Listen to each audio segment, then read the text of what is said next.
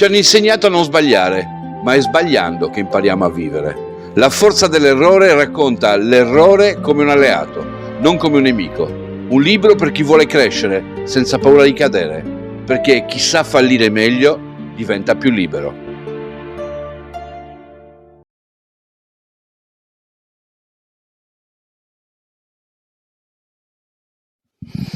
Altro cagliaritano che fece presenza in Coppa Italia e quindi ha vinto lo scudetto nel 69-70 è Roberto Sulis. Era un difensore, era nato a Cagliari appunto, faceva parte dell'organico rossoblu e anche lui entrò nel giro dei giocatori che in quella stagione debuttarono in Coppa Italia, andando a prendersi il titolo di campione d'Italia attraverso questo particolare. Tra tutti i giovani che abbiamo identificato è uno dei più misteriosi, perché le notizie per lui sono veramente poche e non riusciamo a sapere molto di più. Sappiamo della sua comparsa nella partita che abbiamo detto in una delle partite del girone finale della Coppa Italia, ma niente di più. Anche per la sua carriera a seguire non siamo riusciti a ricavare tantissimo, ma lo annoveriamo, lo inseriamo nell'elenco dei campioni d'Italia 1970.